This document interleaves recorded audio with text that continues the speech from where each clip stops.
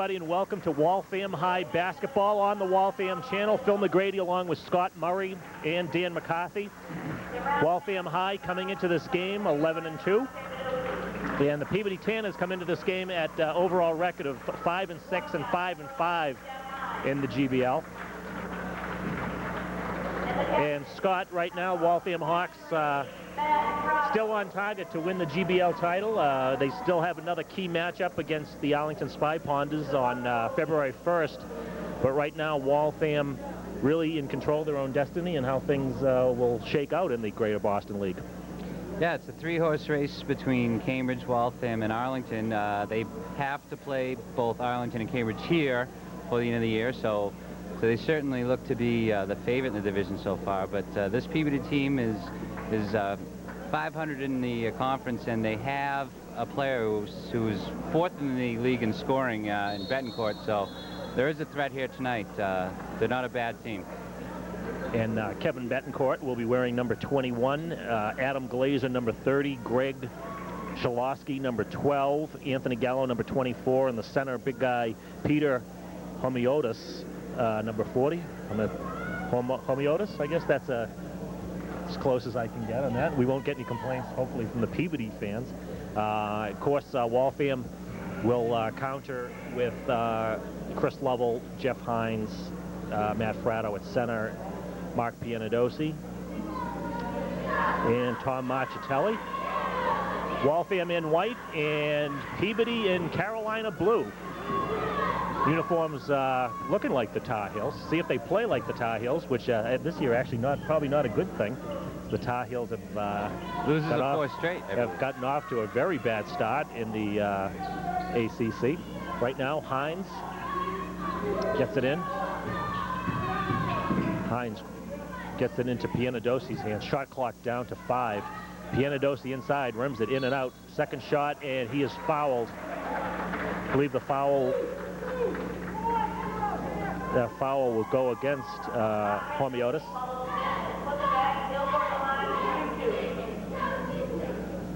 Pianadosi at the line. Hits the first. Your call last game, Scott, we did, Waltham had their troubles at the line. It's probably the worst game I've seen them in a couple of years shooting from the free throw line. Pianadosi hits them both. Waltham grabs an early 2-0 lead. Betancourt to Glazer, back into Betancourt's hands. He'll try the 3, and he'll get it to drop. Shooting with confidence. And you mentioned, Scott, he is a player to look for tonight. And right off the bat, hits from 3. And the Tanners with an early 1-point lead. Hines dashes to the hole. And kind of a tough call there as Homiotis grabs the rebound and then falls to the floor, called for the travel. Lovell will try the shot, won't go. And looks like an offensive foul inside. And they're going to call a push on Mark Pianadosi, his first. Early stages, Waltham High Hawks against the Peabody Tanners.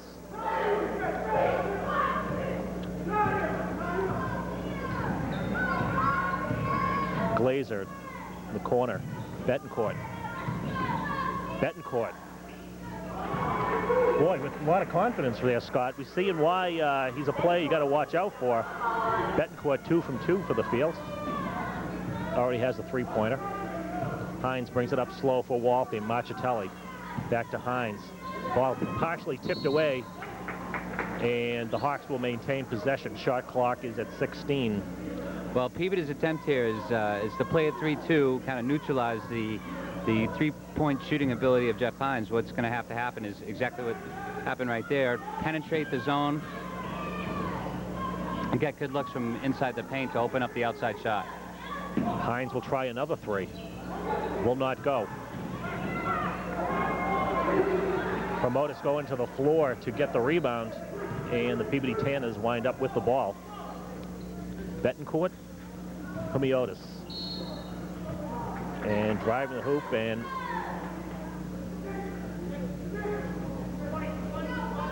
That foul will go against Jeff Hines as he tried to intercept the cutter to the hoop.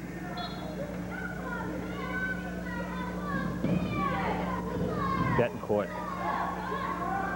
to Gallo, back. Betancourt will try the three. Inside, and it's going to be Fratto coming down with the rebound. Outlet pass to Pianadosi. Pianadosi will try the 15-footer, will not go.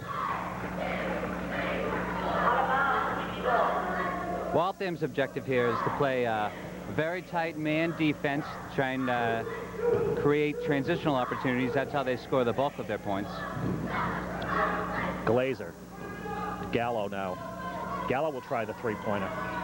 Won't go. Well, in the early stages, Peabody not afraid to put up three-pointers. They lead this 5-2 early stages in the first half. Level. Hines. Nice ball movement inside there. Maybe one pass too many. Hines, Pianadosi. Peabody not coming out of that zone. And the shot by Fratto will not go. Right now, Scott, looks like Peabody very disciplined on defense. They're really not. Well, the 3-2 zone is... And a backcourt violation there. It's effective, but once you get the ball onto the post, that's where the weakness is in that zone. And once they can find Fratto and Pianadosi down in the box or flashing to the paint, they're going to have to go out of that zone pretty quickly. But so far, so good for them, I guess. Well, backcourt violation there by Peabody. Waltham's ball. Peabody leading early stages, 5-2. Hines will try the three. Won't go. A lot of banging around under the hoop there. Waltham controls it. Pianadosi. Back into Hines' hands. Cross court to Ortiz, who just checked into the game. Ball bounces back. Stanton. And a backcourt violation. Steve Stanton really no choice there. Some substitutions for Peabody. Vladdy Tejeda will check into the game, number 13. Gallo inbounds.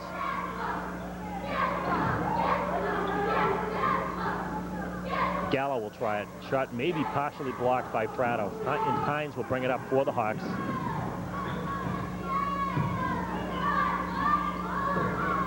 Ortiz and the ball knocked out of bounds. Looks like Glazer knocked it out for Peabody. Shot clock is at 20.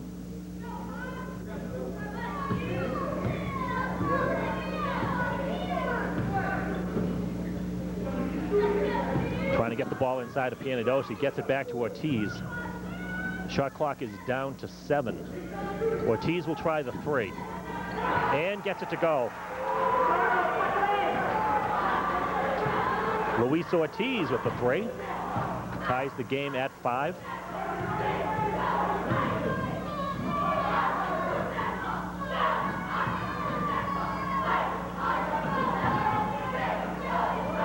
Tejada will drive the hoop.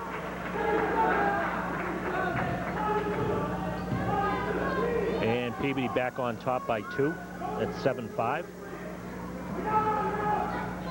Ortiz will try the three again, and he will hit. Waltham grabs their first lead of the game as back-to-back three-pointers by Luis Ortiz have given the Waltham their first lead of the game.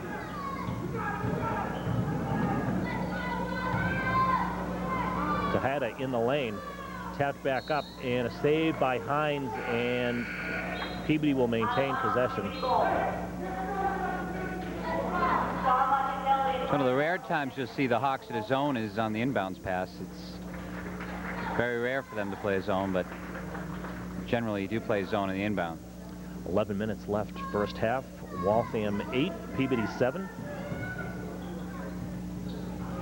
Nice play by Ortiz. They're going to call the jump ball, and they do call the jump ball. And we've seen in past games, Scott, the referee's very quick to call it. This time letting the boys play a little bit. Possession arrow pointing to Peabody. Shot clock at 22. And Luis Ortiz with 2 quick threes. Maybe this is the game that we see. So we've seen flashes of this all season. Luis Ortiz really can control the game at some points. Long shot there by Glazer. Will not go. Inbound again. And Peabody will maintain. Nobody took a man on that last three-point attempt by Peabody there, and thus nobody was in position to get that rebound. But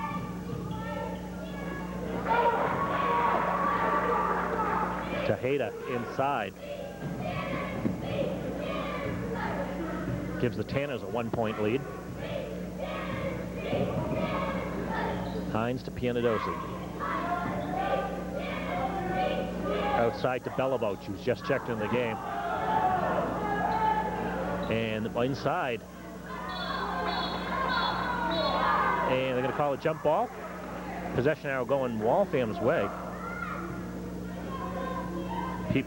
Peabody coach not too happy about that. Hines will inbound for the Hawks, who trail 9-8. Ortiz.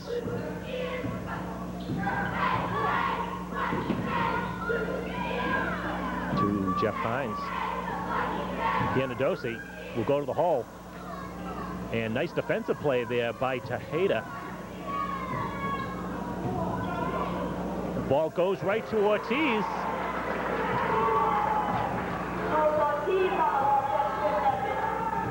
Well, Waltham getting a lot of chances there, a lot of rebounds, long pass there. Exactly, right And there. That's what they want to do. They will show you that half-court trap at different parts of the game to do exactly what happened there. Either cause you to turn over or create the injustice. If you've noticed in this game so far, they haven't had one fast break basket, and they get about half their points off the fast break. So the coach electing to go with the trap at this point.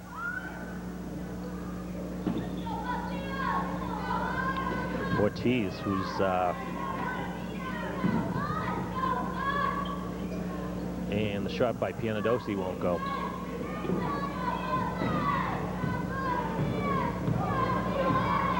Luis Ortiz has 8 of the first 10 Waltham points tonight. Shot there by Devaney will not go.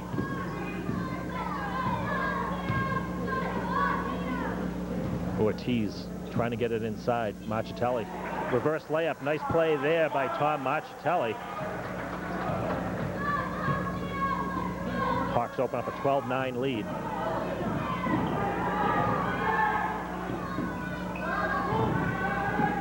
Cross court, Tejeda will go. Pianadosi trying to get the charge. An outlet pass to Hines. Hines will dish it to Marchitelli. Marchitelli inside. Had his man in the air and almost a three-point play there. Is Marchitelli. The right play there is he got the man in the air, went to the hoop, and almost picked up the three-point play. Ball, unfortunately, rolls off the hoop, and we have a timeout here right now with Waltham leading 12-9. 8 minutes, 32 seconds left. We had some dueling cheerleaders there. I thought it was not cheerleader etiquette to cheer at the same time, or is that? I don't know. It would just sound, I guess they would cancel each other out. Right. And it'd be very ineffective. I guess there is a cheerleading etiquette. I'm not really sure, but.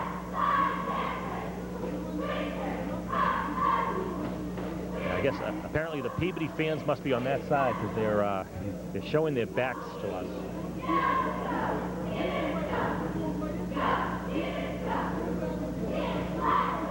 Waltham, though, right now has not got into their usual game. Usually, like you mentioned, the fast break points. And Luis Ortiz with 10, or actually 8 of the first 12 points for Waltham. 2 3-pointers and a collected rebound. At least he's sparked Waltham so far.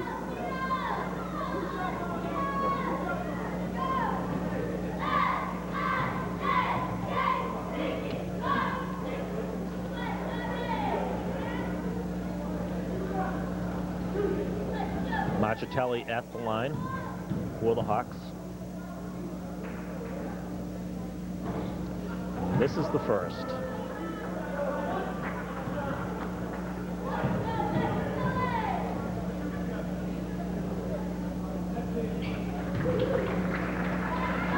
Make the second for a 13-9 lead. Waltham's next game will be on the road this Friday night at Malden. Waltham's defense starting to press right now. Cross-court pass And Betancourt can't get the 3 to go. Beliveau with Betancourt on him. And they're going to call a travel on Beliveau.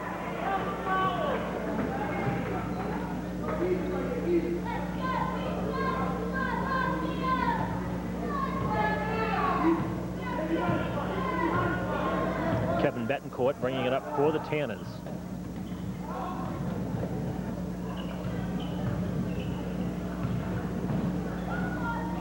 He'll go to the hole and a hitch and a foul away from the ball. Looks like an offensive. And the foul will go against Homiotis, who just checked back in the game.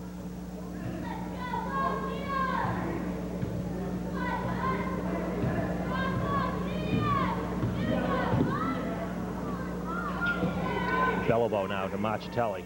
Back to Beliveau. Fratto looking to get it inside. Will go to the hole himself and put it in.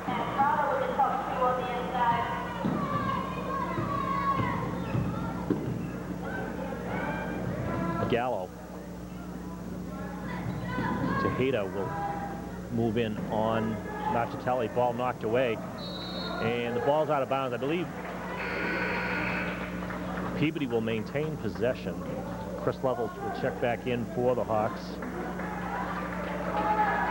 And Bob LeGros, number 32, will check in for Peabody. Betancourt outside, cross court. And that foul will go against Matt Fratto.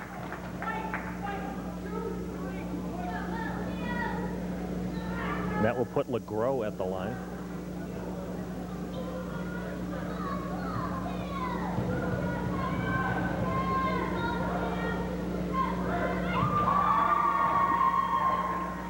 LeGros hits the first.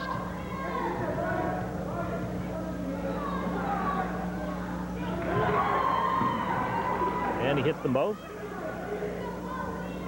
7 minutes, 10 seconds left, first half. Hawks leading the Tanners 15-11. Hines to Beliveau. Beliveau will try the 3. Won't go. Betancourt with the rebound. Outlet pass, and nice play by Hines to knock it away, and we're going to call a double dribble on Tejeda. Nice play by Hines. He just kind of threw his arms up, had his back to the play, but knocked the ball away, and then the double dribble on Tejeda. Level. And ball stolen inside. Gallo.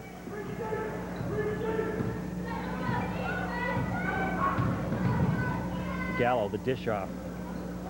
3-point shot by Devaney won't go. Hines. Ball stolen in the backcourt by Betancourt. He'll lay it up and in. He's deceptively quick. That also, it may be in case of Hines looking down court and not...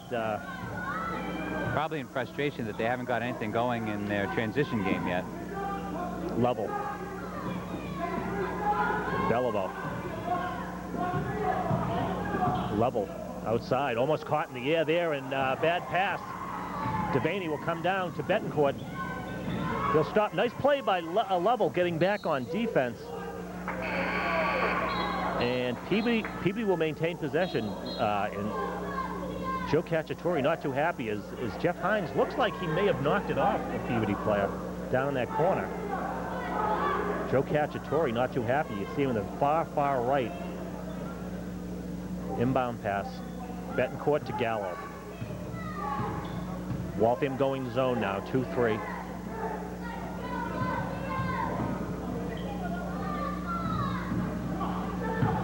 LeGros. Betancourt will drive baseline, then throws it away into the backcourt. There'll be a backcourt violation there. As that time, Waltham goes to a zone and stretches it out a little bit, and effective because the long passes haven't worked a couple times. The Peabody's thrown it away on long passes. 15-13. Waltham in the lead. A different look. Peabody's calling a lot of different looks. They got like a 1-3-1 in there now. I've seen them play a man, a 1-3-1, and a 3-2. Waltham, they're fighting for their own ball. The defensive schemes right now seem to have the Hawks confused a little bit. A long outside shot by Jeff Hines connects, and the Hawks right now seemed a little out of sync, although the three-pointer went down. It wasn't a high percentage shot, and then there's a kick there, and it'll be a new shot clock for Peabody. 4 minutes, 53 seconds left. Waltham by 5.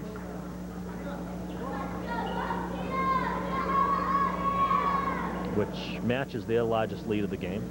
Gallo set to inbound into the backcourt where Betancourt, who hit 2 3-pointers to get Peabody on the board early on. Inside pass there goes through Devaney's hands. Tejeda will try the nice move 8-footer there. The Tanners have played their type of ball game up to this point without question. They've kept it a half-court game. They've got back on defense, showed them a lot of different looks, and it's been a low-scoring game. Air ball there by Ortiz, tried the 3. Hines rims it out, and Tejeda comes down with the rebound. And Betancourt will bring it up, gets it to Gallo. He steps back for the 3 and hits it. That ties the ball game at 18. As Anthony Gallo hits from 3.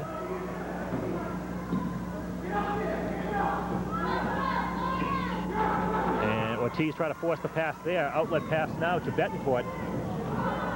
And good play by Ortiz getting back on defense. And Devaney in the lane. Ryan Devaney right there. Nice move. That puts the Tanners in the lead. Waltham had a 5-point lead just a moment ago, but the quickly has disappeared with a 3-point. Now they get their own little zone trap going here. Come out to challenge the shooter. That was halfway down the net for the 3. Will not fall for Jeff Ryan. Tejeda will bring it up court right now. And right now, the Peabody Tanner strategy is working. A real slow down type of game. Wraparound pass there, but nice play by Jeff Hines getting back to stop that. And the foul will go against Kevin Betancourt. Hines steals the ball. Foul at Betancourt. 3 minutes, 5 seconds left. Peabody Tanners with a 2-point lead at 20-18.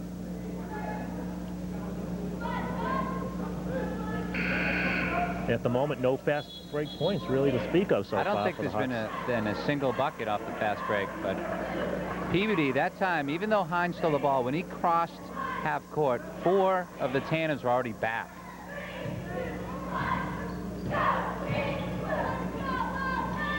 Pianadosi back into the game, gets it to, and they're going to call the travel there as Ortiz took the step before he looked around, and that's going to be another walk on Waltham.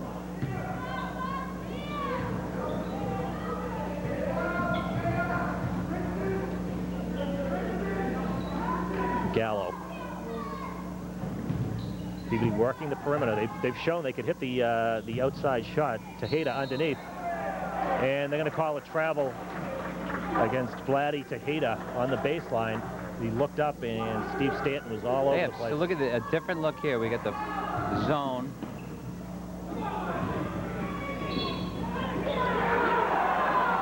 And they're going to call the offensive foul there.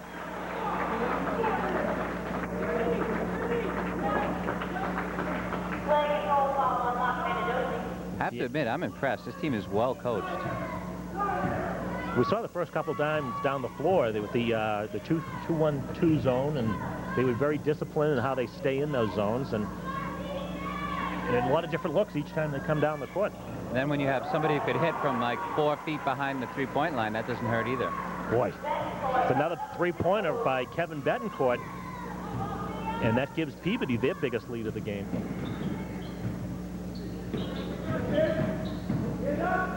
Pianadosi has the ball stripped, and they're going to call another foul on Betancourt.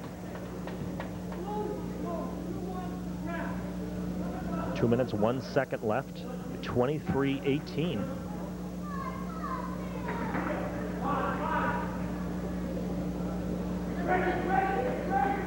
Is that 3 on Betancourt? It must be, because they're taking him out of the game here. Ball knocked away, winds up in Gallo's hands. Glazer. Tejeda will try the 3, won't go. Peabody not afraid to shoot. They all shoot the 3. They all will take that outside shot. It's amazing. Hines will go to the hoop. He got lucky. Hines got lucky. He was not called with the offensive foul on that play.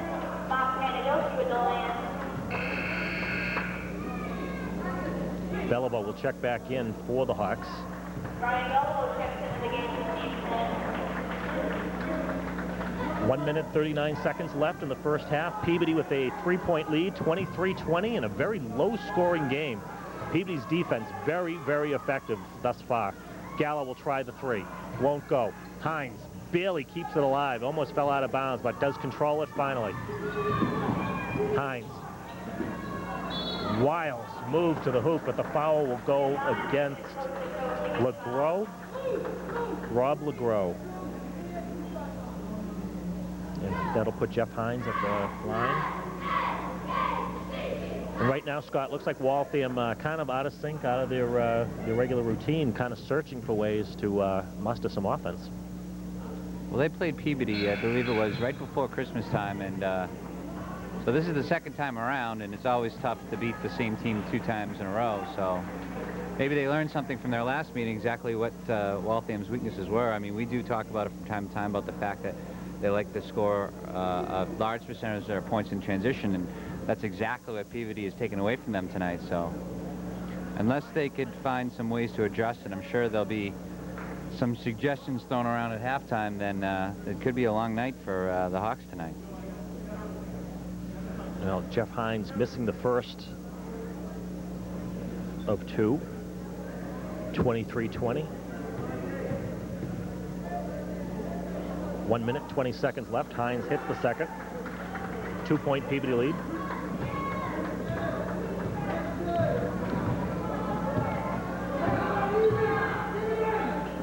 Betancourt back in.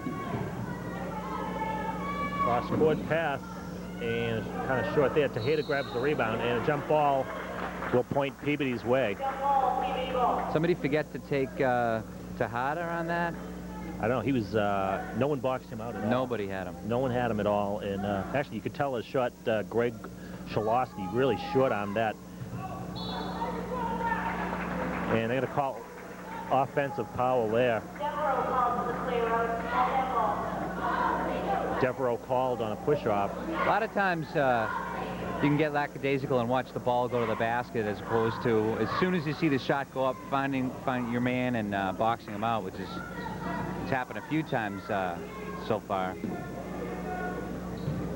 Hines inside. Fratto, nice power move there. Ties the game. Under a minute left. About 40 seconds left in the first half. Tied at 23. Gallo trying to get it to Betancourt. Betancourt has been dangerous. Hit the 3-pointer. Nobody boxed out. Devaney, the ball shot. Betancourt gets it to Hader's hands. Cross-court pass, wow. Dangerous. Gallo. And they got Fratto up in the air there as... Well, Peabody has beaten that half-court trap several times, and the way to beat it is over the top. The first time they saw it, they threw it out of bounds, but since then they've connected on those over-the-top passes. 19.7 seconds left. Steve Smith checks into the game for Matt Fratto.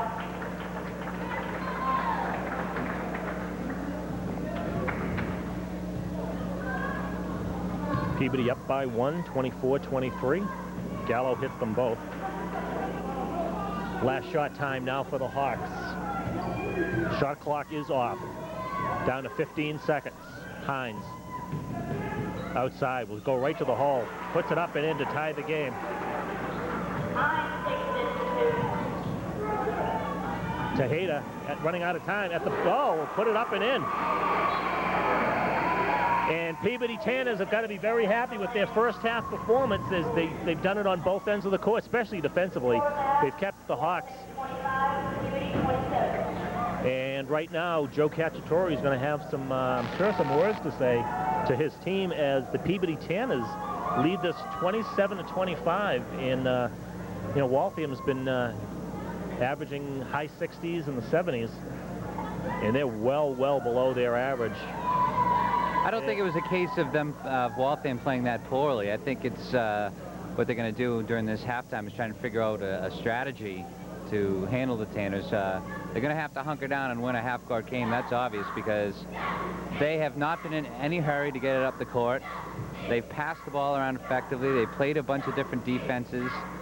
They've effectively slowed the game down and taken away the transition game of the Hawks. And if you were to map a strategy against Waltham, that's exactly what you would do, and they've done it.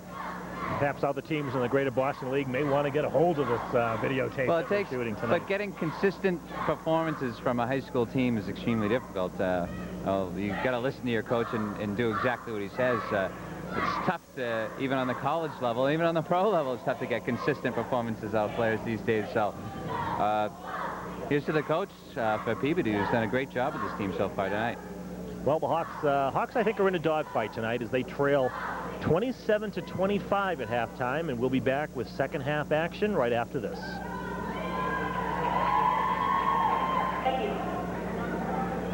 Well, we are back at Duck Cohen Gym in Waltham. Phil McGrady along with Scott Murray and Dan McCarthy, where the Waltham Hawks trail this one to the Peabody Tanners 27-25.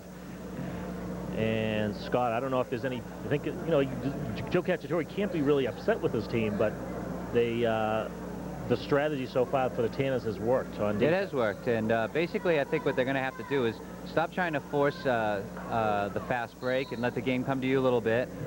They've gotten a lot of opportunities going over the top on the half zone, half court press, trap, and play some tough defense and see what happens. Take the opportunities that come to you. Realize the fact it's going to be a half court game and just play that way, because they can beat them. They can certainly beat this team just playing half court offense. They don't have to necessarily run. Well, that first shot by Pianadosi hangs on the rim, will not go down. Peabody has shown that they could hit the outside shot, and they start the second half off hitting a nice little shot there as Greg Shalosky gets them on the board. And a 4-point Peabody lead. There we go. Inside Pianadosi. That's exactly what you want to do. Even though it didn't go the way right there, that's exactly what you want to do against the 3-2. They get it quick into the middle, into the paint area on the box. That's where the 3-2 is weak, because obviously there are 3 defensive players playing above the foul line.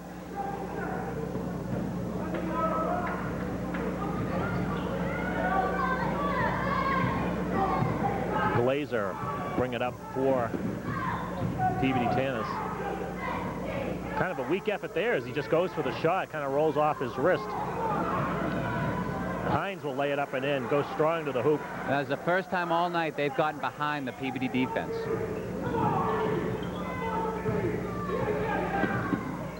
Level, causing havoc for Betancourt. He's trapped. And nice play there as Waltham intensifies on the defense. And a foul, and it drops in as Jeff Hines will drive it. And this is what we've been talking about, Scott, the fast break points, and here we go. There you go. What happens is you play tough defense and let it come to you, and those opportunities just happen. The terrific defense they played against Betancourt, handling the ball on the defensive end, forced a pass they didn't want to make.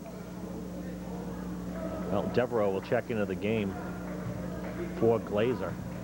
Jeff Hines at the line looking to complete the 3-point play. And misses. Jeff has struggled a little bit from the line lately for the Hawks. 29-29, early stages of the second half. Gallo. Devereaux. Shalosky gets it into Betancourt's hands. Waltham kind of standing around on defense. Well, nobody switched off. They were playing good defense. Nobody switched off in Betancourt there. And another 3.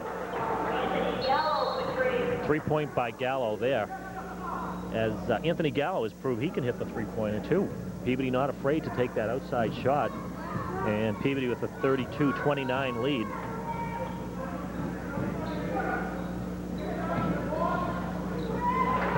An uncontested shot by Lovell at the three-point. The nice there offensive after the shot right foul there. line. Cuts it to 1. Ball almost stolen there. Ball out of bounds. Ball will go to Peabody. Looks like the Hawks have stepped it up defensively.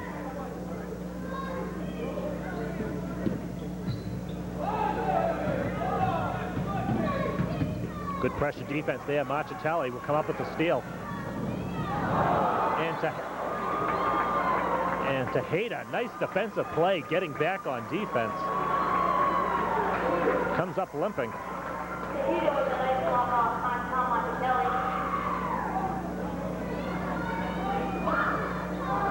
And did you get who the foul was on? Not really sure. An offensive foul go against Fratto. Peabody's done that a couple times. They've gotten that charge call go their way. It's certainly a call you could buy if you play it right. Pressure defense now in the backcourt. And immediately they throw the ball away. Hines will go take it all the way to the hall, and Waltham grabs the lead. And the Peabody Tanners are going to call the timeout. 33-32, and right now the Waltham Hawks are reaping the benefits of some pressure defense, and they're forcing Peabody to throw that long pass. And we've seen a couple times in the first half where Peabody's the long pass has really failed them, and it's failed them a few times already. Except Waltham's turning into offensive points this time. It all starts with good defense, I guess, and just about anybody from Joe Cacciatore to Pat Riley will tell you that. So they played some good defense, come up with some turnovers, and that's how you create transition. Well, 13 minutes, 21 seconds left. Waltham with a 1-point lead, 33-32. Peabody led at halftime, 27-25.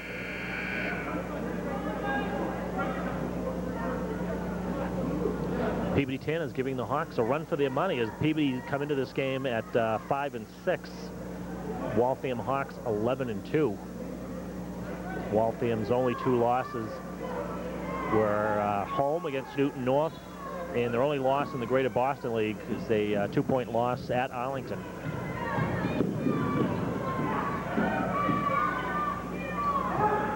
Betancourt with Chris Lovell on him. Nice switch there. Marchitelli, the switch off. It's a mismatch, though, if they get it to him up high. Tejeda will put up the shot. Boy, he shoots with confidence. Gives the Peabody a 1-point lead.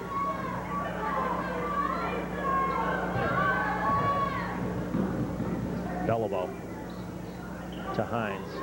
Hines looking to get it inside and foul away from the ball. I think they're going to get Anthony Gallo. That was one of those deals. If they didn't call a foul, it would have been a better situation than calling the foul. Looked like he had a nice angle to the basket. Created a nice position for himself. Yeah, kind of a mismatch there with Pianadosi, at least a few inches on Gallo. They have been quick to whistle. Even in the first half, they've been. It's kind of contributed to the fact that the game was being played so slowly. Was the fact that there were a lot of whistles. Hines set to inbound. Looks like a version of the stack that kind of broke up. And right there, Peabody playing the zone perfectly. Discipline inside. Nice play by... That was outstanding defense. 2-on-1. Lovell guarded both the man with the ball and the man off the ball.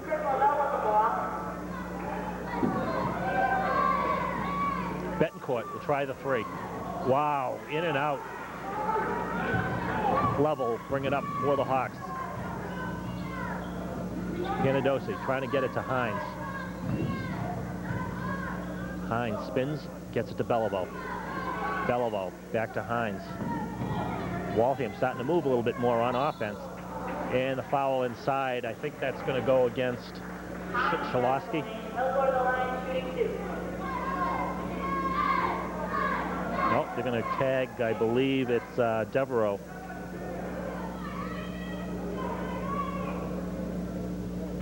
Oh, Jeff Hines at the line. Waltham trailing by 1.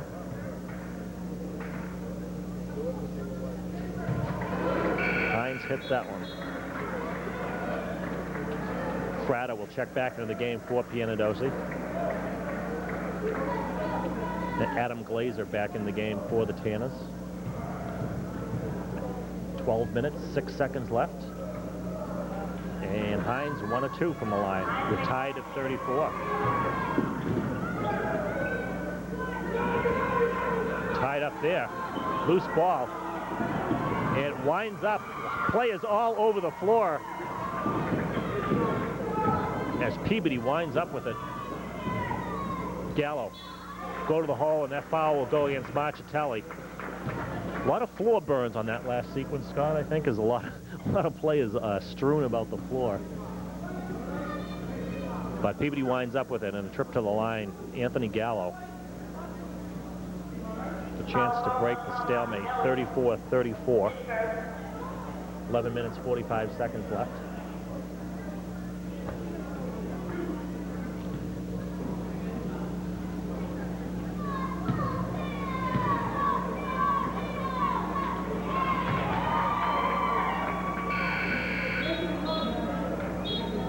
Luis Ortiz checks into the game for Chris Lovell, who's apparently played a pretty good game tonight.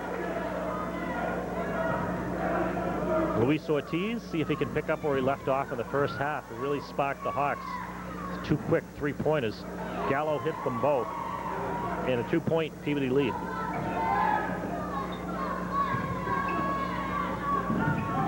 Ortiz. Ortiz, try the 3. Won't go. Gallo with the rebound. Gets it to Heda. Glazer. And right there, Waltham kind of lulled to sleep on defense. They let Glazer just kind of wander to the hoop. Not much intensity on defense that last time back for the Hawks. Good ball movement there. And nice move by Marchitelli to cut it to 2, 38-36. Glazer with Frado on him outside. Gallo to Tejeda. Won't go, and Frado with the rebound. Hines goes all the way to the hole, and I think the foul will go against Glazer.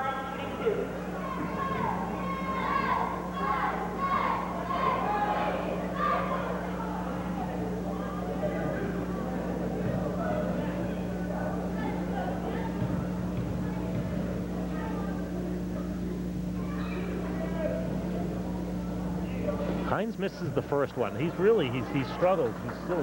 He's usually about 50% each time down on the foul shots.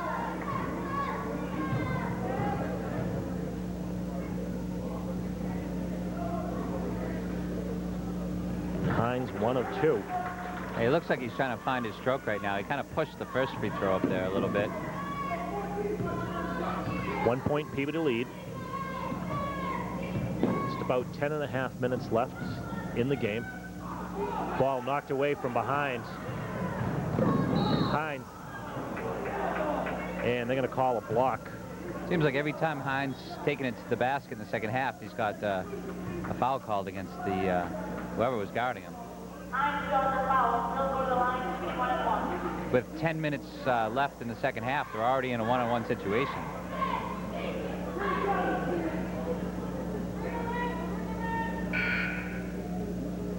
So I think to probably make this work more effectively, Hines has really got to kind of get the confidence back a little bit from the line, as he certainly has the quickness to draw the foul each time.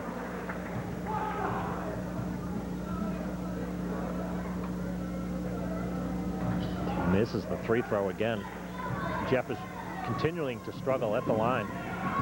Gallo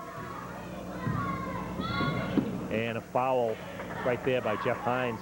Maybe a little out of frustration, I think. I don't understand why he did that, but and you got to keep in mind, a couple of years ago, he really didn't have much of a shot. He had kind of a two-hand shot. He's worked extremely hard on getting it into a rhythm that he's had over the last year and a half, so it's understandable that it could go away at times. Tejeda with the turnaround inside. Ball is not controlled by Devereaux, who lost the handle under the hoop. Beliveau set to inbound to Ortiz. Beliveau gets to Hines, back to Beliveau. Hawks kind of taking their time getting up to the half-court line. Prado. Beliveau almost traveled. Will try the three, and it will go. Hawks fortunate there. It looked like he may have taken an extra step, but the Hawks will grab a 2-point lead now at 40-38. Their first lead in a while.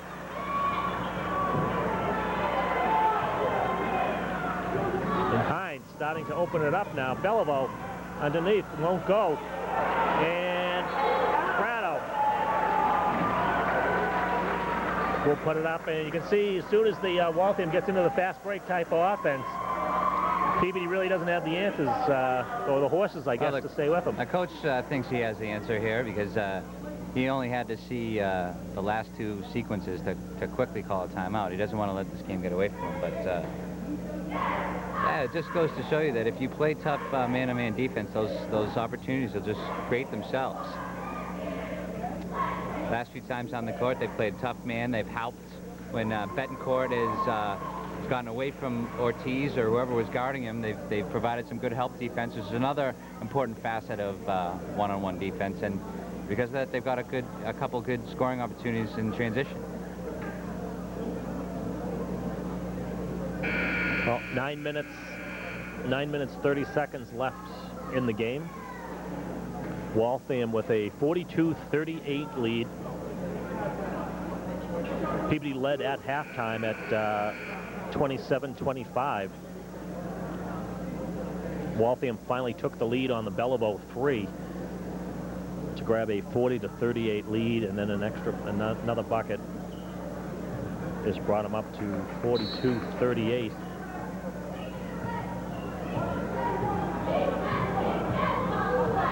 Peabody now very content to slow things down a little bit.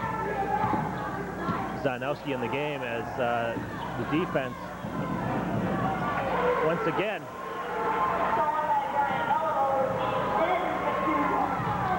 Steve Stanton also in the game, lays it up and in. 44-38. And they call the walk there on Sawaski. I think when Sawaski looked around, there's like no defenders around him. I think that's what caused him to take the extra step.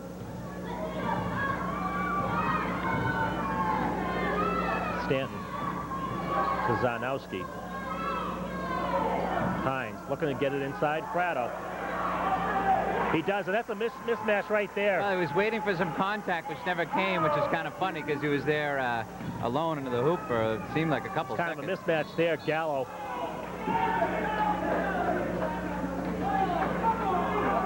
They have to be on some kind of a run here. What, 8 points? 8-0 run at least? Yep. 9-0 run?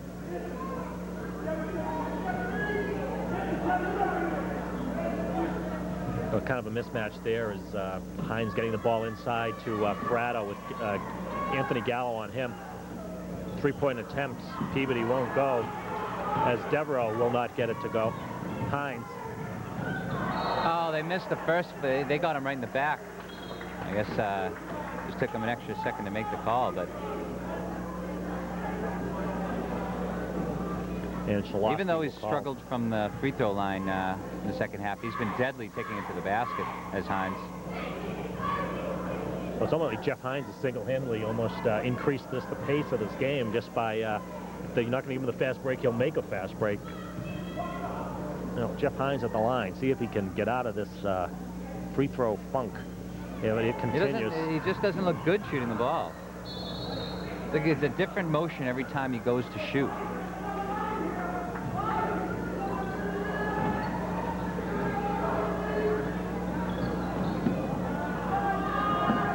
And right there, Waltham forcing Peabody into those long passes, and that has not worked for them tonight as Waltham comes up with another steal. Hines will try the three. Won't go. Rebound. Devereaux to Gallo. Gallo coming out of the pack. Tejeda under the hoop. And foul will go against Stanton. And really, Tejeda had no angle whatsoever to shoot that ball. Hines is not happy right now, and I can understand why. He's really struggling with his shot. Yeah. He has been, I think, for a few games. He's kicking his foot. He just missed the three just a moment ago. Tejeda gets the first one to drop.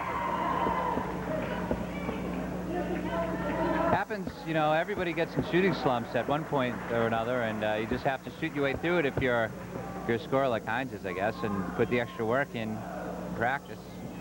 And Ortiz checks in for Zanowski. Peabody cuts it to 6, 46-40.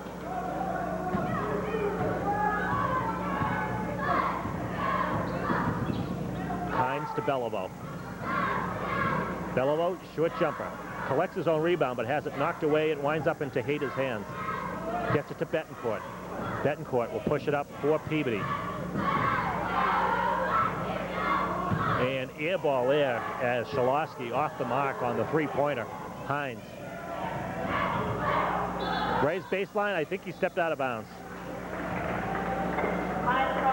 out of bounds.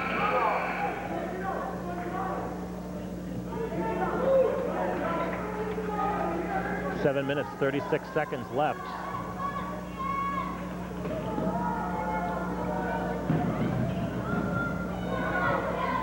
Betancourt with Zanowski on him.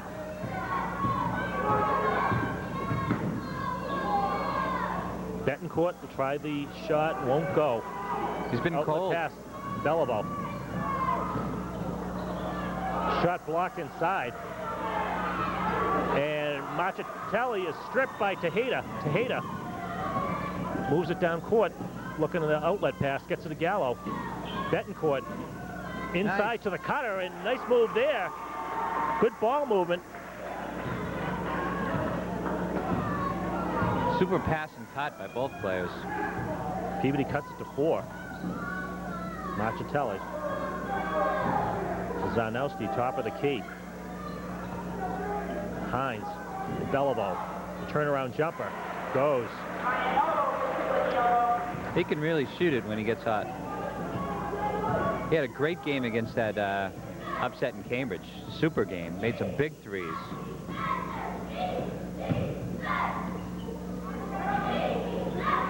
Tejeda. And they're going to call a foul on Machatelli, I believe. Foul called on John Machatelli. And that'll put Vladdy Tejeda at the line.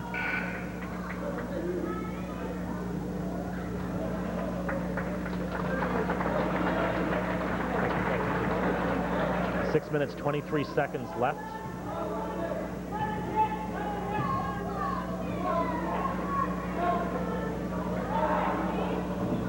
And Tejeda gets it to drop.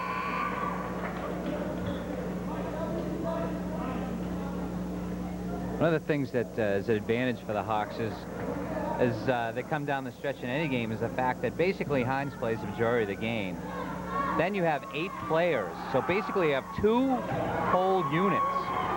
So you could extend the pressure virtually as much as you want to without worrying about your players getting tired. Big advantage. Stanton. Machatelli will go baseline. And foul will go against Tejeda. I think the biggest lead we've had is, I think, 6 points. I haven't really seen the lead volley back and forth much higher than that. Waltham led at one point, 46 or 8 points, 46-38, I think was their largest lead of the game. Marchitelli hits the first.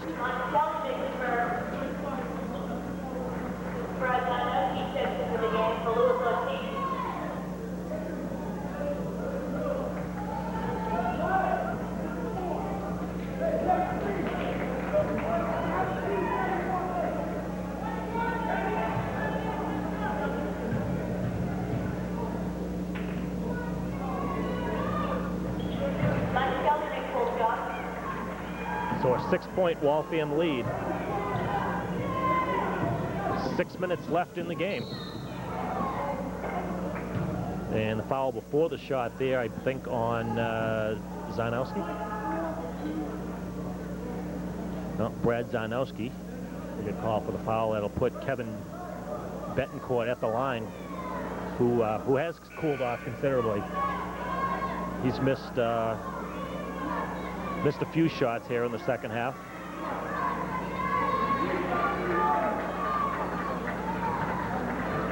.601 left in the game.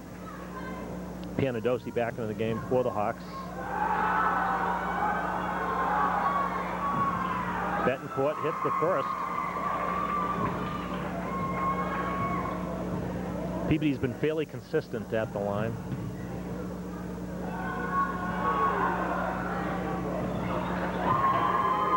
Betancourt hits them both.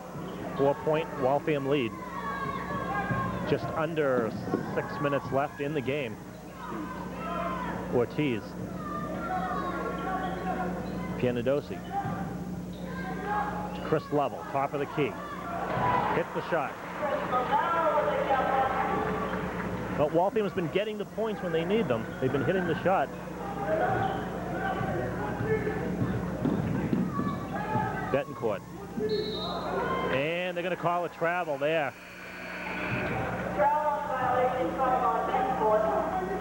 And credit that to Chris Lovell, his defense.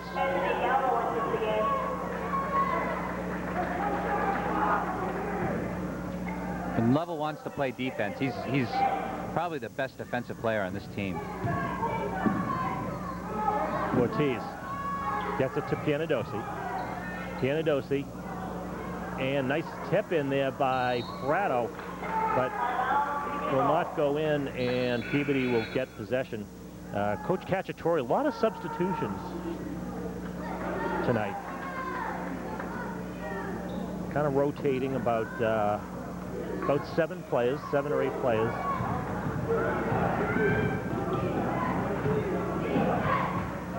Betancourt will try the 3. Won't go.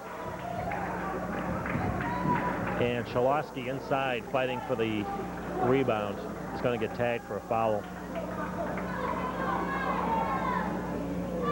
5 minutes, 7 seconds left. Waltham looking to add to their 6-point lead. They're out of the 1-and-1 at this point.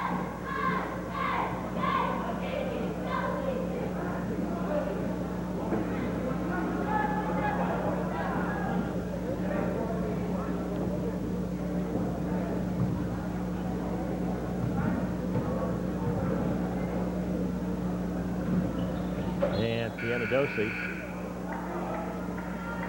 misses the first.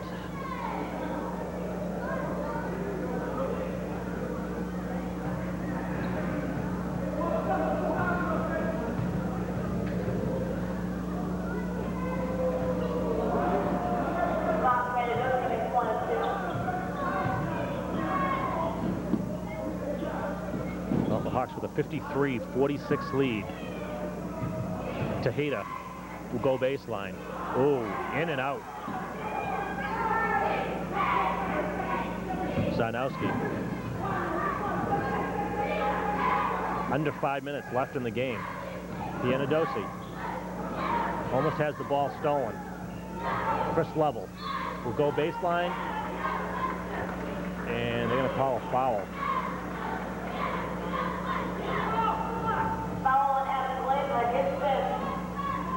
If they could make some free throws, they could really put this game away, but they've struggled in the line again.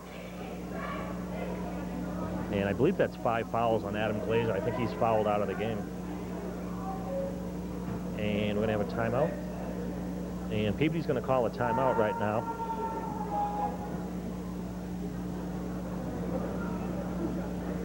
Hawks with a 52-46 lead, the scoreboard's reading.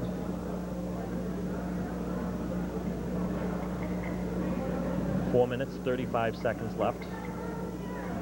Again, Waltham's next game will be Friday night at Malden, and then the big one Tuesday, February 1st. Phil Barlow and the Arlington Spy Ponders come to town. You think they'll be ready for that game?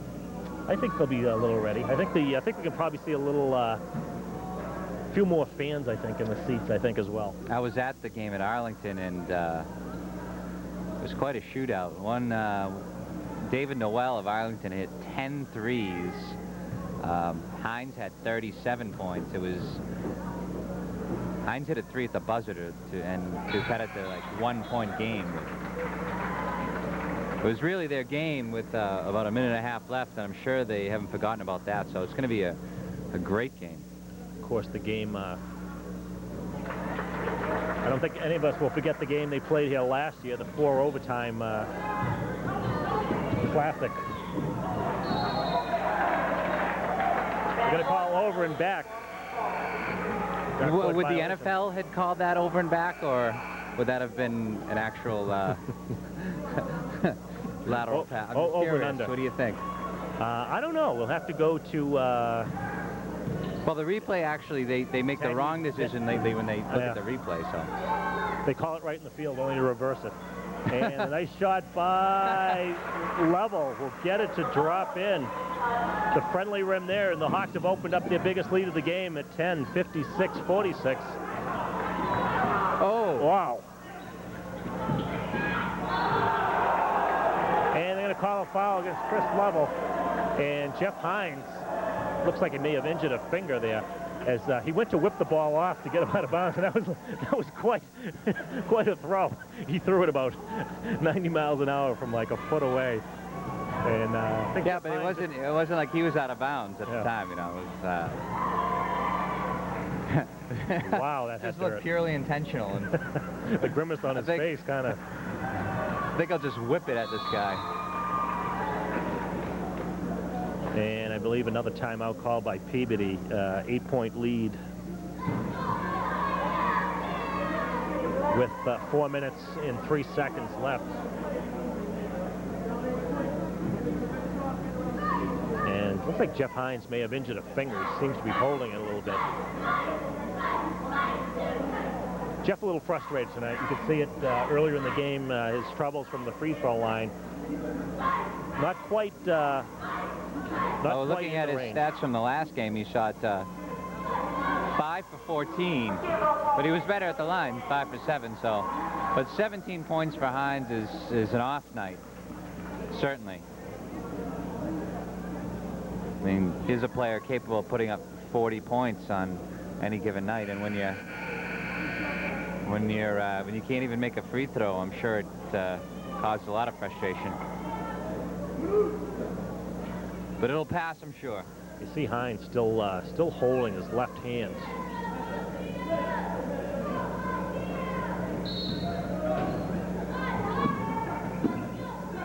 Well, 4 minutes left in the game. Hines to Level.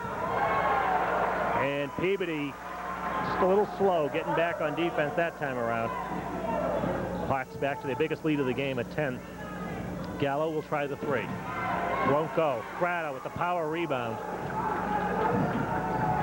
And Hines wanting to slow things down. Level to Hines. Looking to get it inside. And that's really no match there. Men amongst boys right there, apparently. Gallo, no match for Fratto inside. On the double even. He just knifed right through.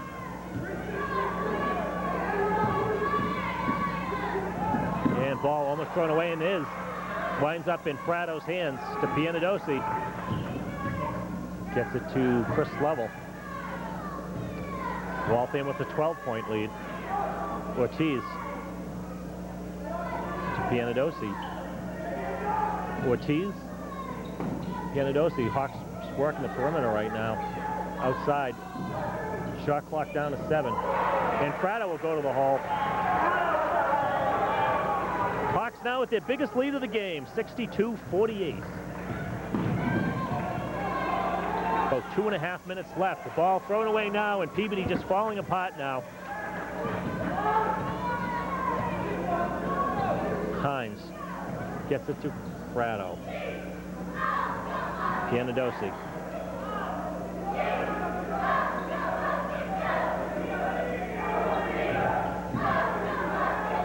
Hines will try the three-pointer and gets it to go, and that should just about ice it for the Hawks.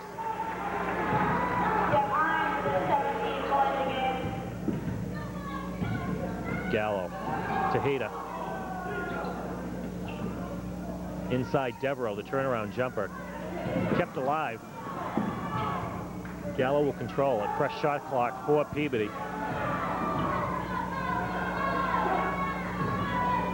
Cross-court pass. Gallo. And the foul will go against Jeff Hines, and at this point the Tanners may have to start heaving some threes. They were effective earlier in the game. They hit, I think, their first at least 3 out of 5 three-point attempts that they tried. That seems like a long time ago. 1 minute, 41 seconds left. Anthony Gallo at the line. 65-48 to make it 49. Gallo makes the first. Well, look at this team. They're subbing in 3 guys right now, and these Tanner faces really haven't changed very much during the game, and they are breathing heavily, so they have been worn down. Yeah, Peabody for the most part rotate about maybe six or 7 players. Waltham has gone a little bit deeper, and a lot of substitutions. Foul will go against Betancourt. Foul on Betancourt. Chris Lavelle will go to the line, shooting 2. Hawks with a 15-point lead. They slowly inched it up until they've gained control of this game. The last three-pointer by Hines really puts the distance.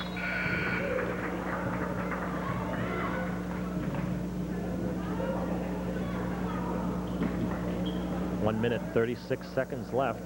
Waltham with a little bit of a scare in the first half, I'd say. Peabody played them awful tough. I think Peabody did the best they could in imposing their will upon Waltham and their game plan, but kind of destructed in the second half.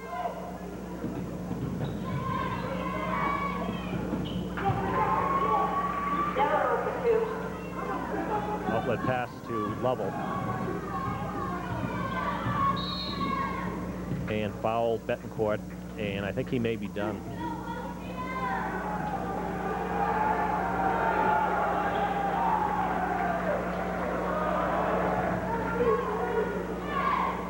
Tom Glenn set to check into the game.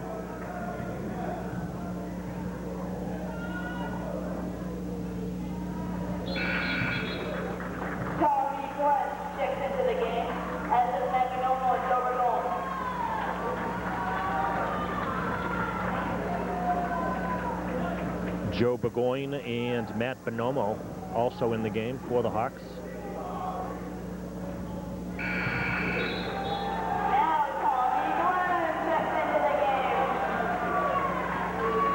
Tom Glenn also checks into the game, number 15.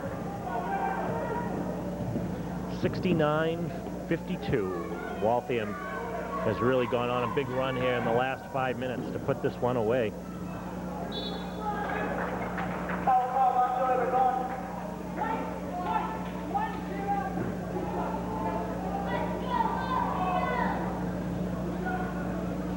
Luke Richards, number 22, in the game for Peabody.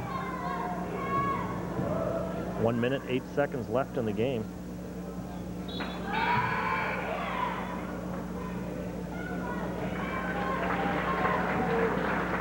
And a nice round of applause for Jeff Hines.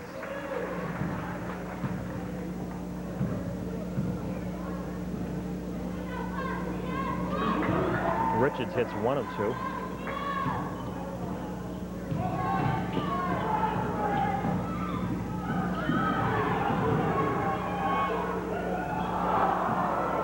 Burgoyne inside.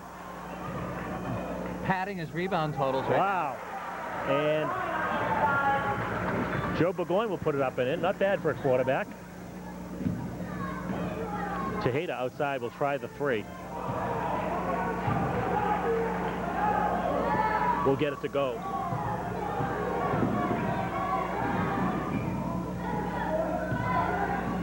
And they're going to call a travel on Ortiz. 31 seconds left in the game. Waltham in control, 71-58.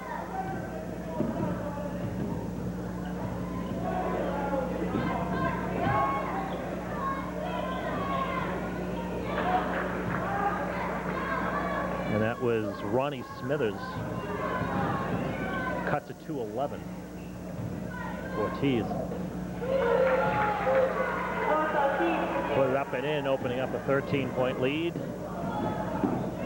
Ball stolen, Ortiz. Uncontested. Lay it up and in at the buzzer.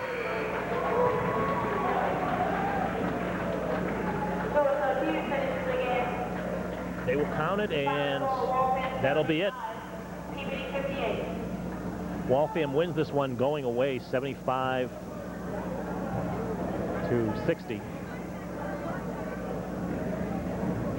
And Waltham Hawks with a little bit of a scare in the first half as they trailed at halftime, 27-25. But as you pointed out, Scott, as soon as the Hawks could get them in that fast break type of transition game, Peabody really no match for the Hawks when Waltham got them to play their version of basketball.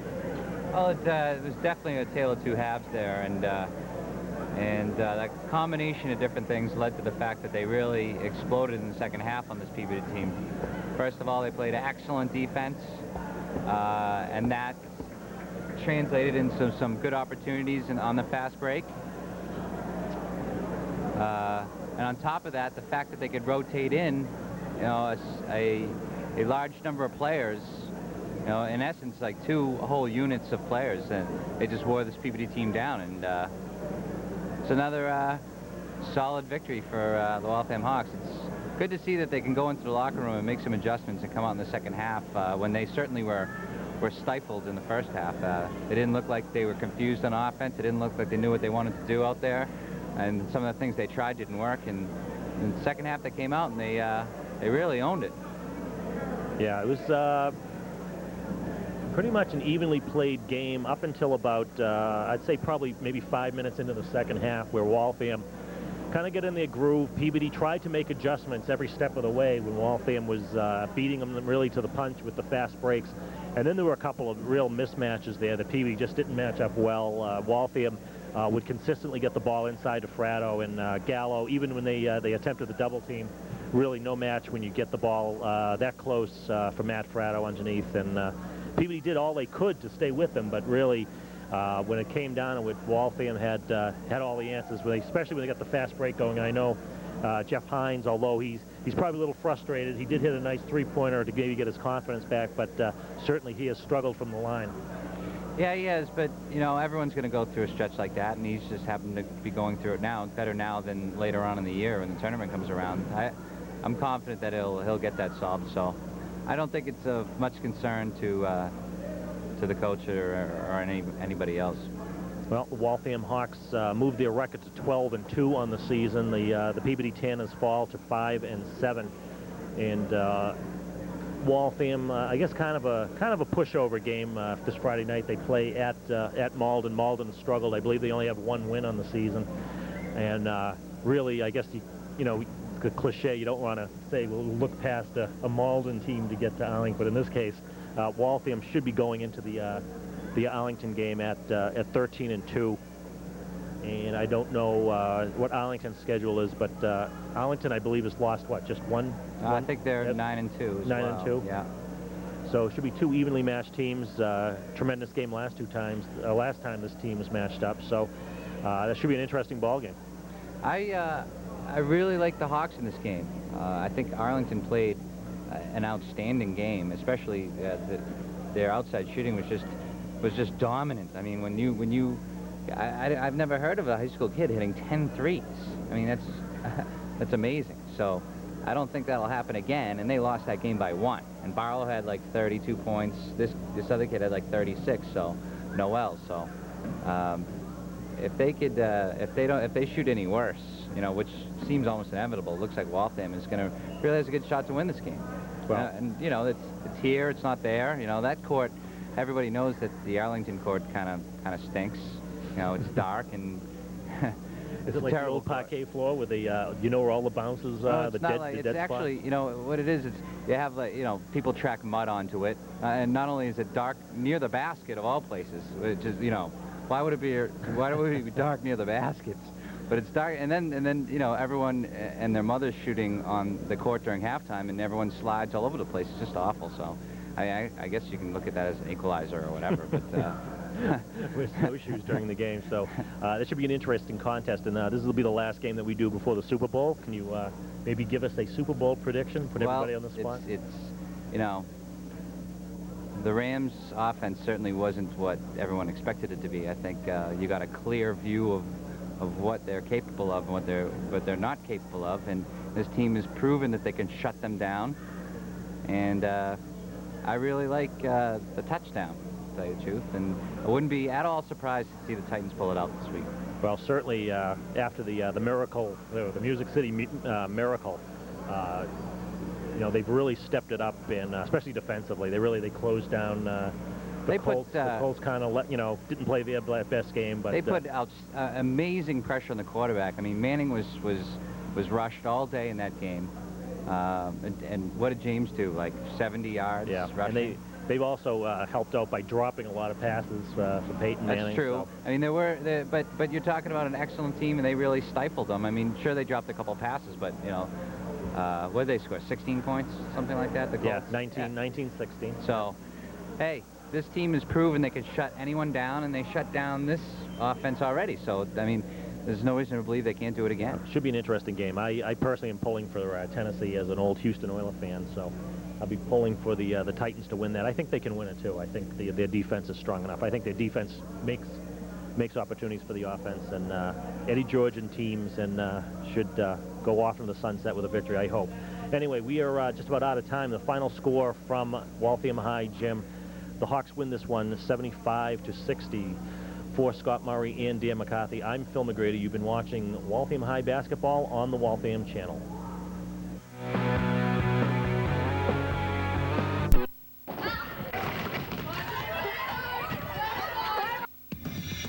The Boston Globe High School Sports Show. He's going down the right sideline. He's on right side.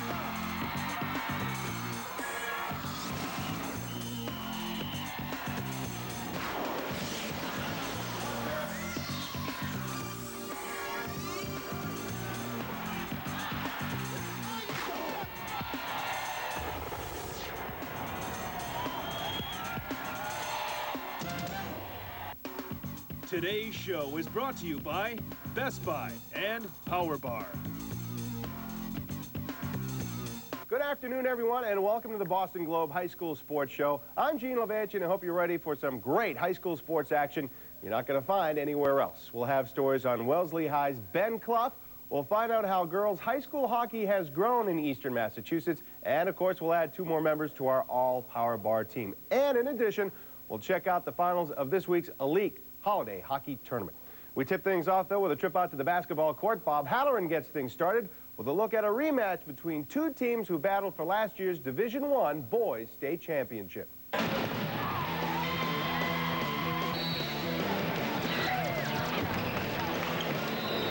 Holy height, Batman. That's holy name of Worcester's Neil Fingleton, all 7 feet 6 inches of him, leading the Naps against Central Catholic and the Yukon-bound Scott Hazelton.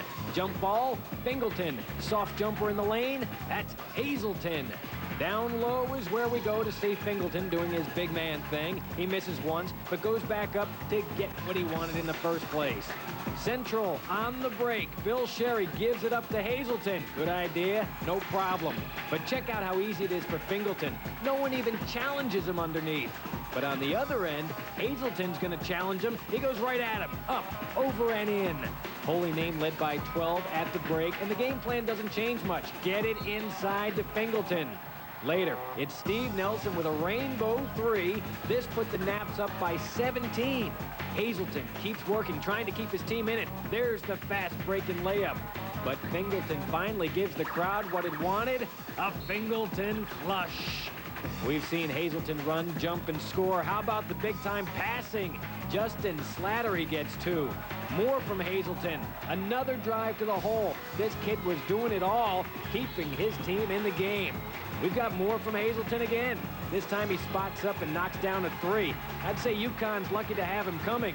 And here he comes again. Central Catholic with a huge comeback to make this thing close. But Holy Name's Brian LaHare gets his only 2 points of the game to put the Naps up by 2. So Hazleton needs a 3 to win it. He clangs it off the rim, and Holy Name wins it 65-63. You know, you can't win them all, so we have a long season ahead of us, and we've got some really big games coming up, so we're just going to try to rebound and come back. So in the rematch of last year's state finals, this time it's Holy Name with the victory. Hazleton had 34 points, but it's Fingleton with the all-round game, 19 points, 12 rebounds, and 3 block shots. The Waltham Hawks and the Cambridge Falcons, a game for the Birds. Fast-paced action right away. Lewis Ford to Devin Robinson. Devin with the lay-in. How about a little reverse action? Corey Lavelle loves it when a plan comes together. How to beat the press 101. Pass the ball and then hit the open shot.